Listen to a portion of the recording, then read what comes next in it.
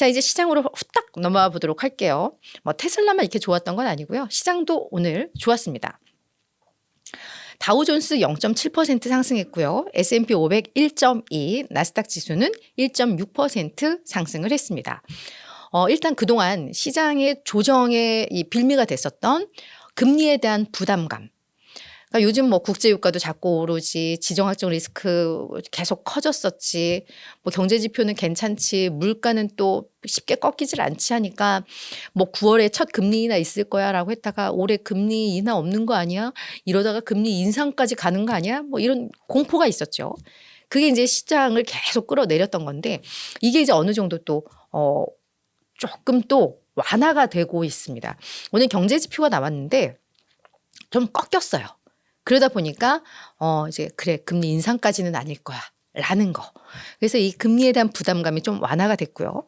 지정학적 리스크도 우리가 어제 이야기했지만 뭐 이란에서 이 이스라엘과의 갈등이 막 확산되는 거, 확대되는 거를 원하지 않는다라는 입장을 분명히 밝히면서 그 부분도 우리가 안도를 하고 있죠. 그걸 제외하고 나니까 그럼 이제 뭐만 남아? 이제 지금 이번 주 실적 슈퍼 위크 주간이야. 근데 기업들의 실적이 괜찮아. 이러다 보니까 약간 이제 시장이 실적 장세로 약간 전환하는 듯한 느낌이 좀 납니다. 물론 뭐 실적이 뭐 지금 테슬라가 좋아서 오른 거는 아니지만 실적이 안 좋을 걸 알았던 기업들은 약간 이런 또 뭐 바닥 기대감, 어떤 재료의 노출 이런 측면에서 올라가고 잘 나오면 잘 나왔다고 올라가고 약간 그런 분위기가 감지가 되고 있는 상황입니다. 현재 S&P 500 기업 중에 약 100개 기업, 한 20% 기업이 실적 발표를 했는데 서프라이즈 비율이 한 76% 정도 된다고 합니다. 그러니까 양호한 지금 출발을 가고 있어요. 그래서 기업도 우리가 안 좋을 걸로 예상했는데 안 좋았다면 이제는 좀 반등하지 않을까. 요 희망이 있으면 또 올라갈 수 있을 것 같고요. 잘 나오는 기업들 잘 나오면 또 희망을 갖고 올라갈 수 있을 것 같습니다. 자, 그럼 금리의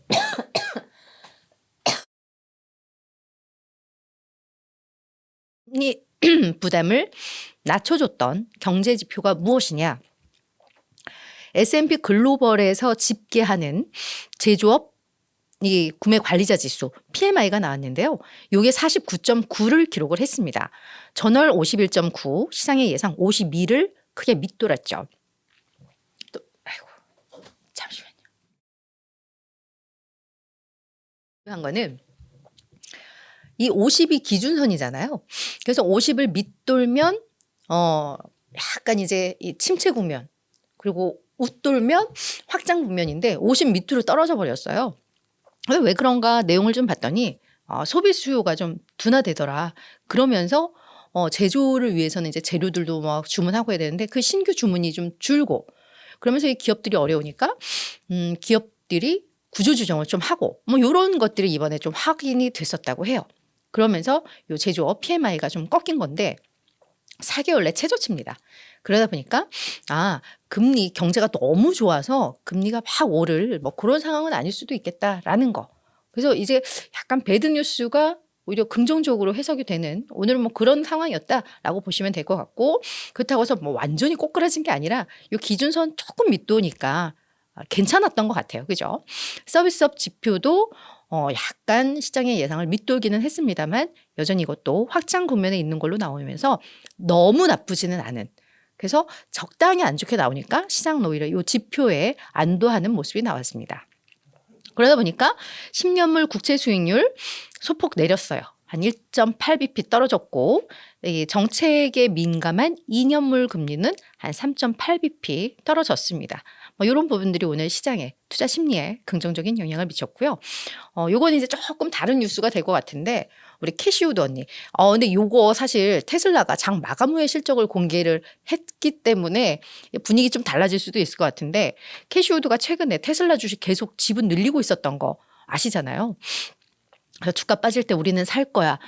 테슬라의 로보택시 비전 우리는 좋아해. 막 이러면서 요 캐시우드가 이끄는 아크 인베스트먼트, 거기에서 이제 ETF 약 3개를 운영을 하는데 거기에서 계속 테슬라 지분을 늘렸었어요. 그죠? 근데 그것 때문인지 요 아크 이노베이션 요게 대표적인 ETF인데 요 수익률이 세상에 올 들어서 마이너스 16%를 기록을 했대요. 그러니까 투자자들이 그동안 캐시우도 이름값 믿고 좀 들어갔었던데 안 되겠다. 못 믿겠다 이제. 뭐 이러면서 돈을 엄청나게 좀 빼나 봐요. 그래서 올 들어서만 지금 약 3개월 반 조금 더 넘게 지난 것 같은데 한 14억 달러가 순유출이 됐다고 합니다. 그래서 요런 내용 오늘 추가로 나왔는데 그래서 이제 뭐 이거 테슬라 잘못 투자해서 이렇다 요런 말들이 좀 있었는데 반전이 나왔죠. 네, 그래서 요 부분 또 앞으로 어떻게 바뀔지는 모를 것 같은데 요게 또 오늘 외신에서 많이 다뤘던 거라서 오늘 요거 추가로 하나 정리를 해 왔었습니다.